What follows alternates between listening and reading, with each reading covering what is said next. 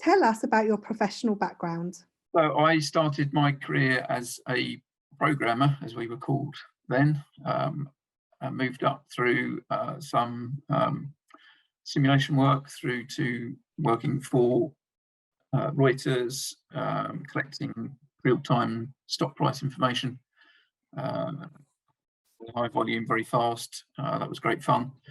Then moved into some project management, managing the development team, and eventually ended up at Eigen, where I'm looking after the development team on all their exciting graphical digital integration projects.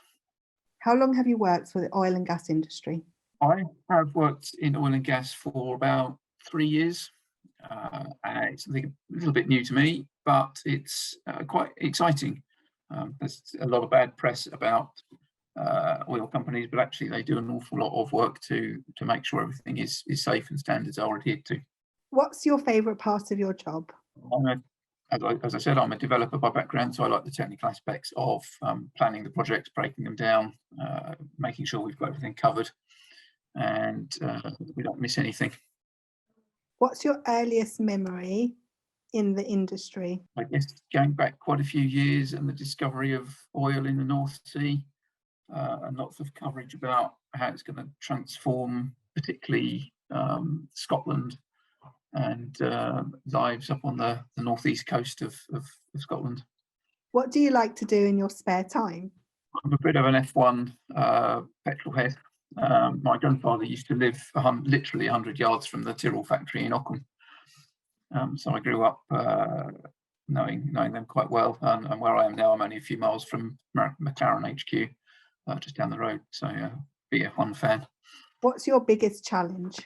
We've got a lot of things on, so just keeping all the balls in the air and all the plates spinning in the right order is an interesting challenge.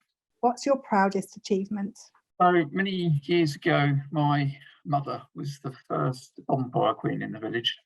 We have a big bonfire every year where we get 10 or 15,000 people come with a big fun fair.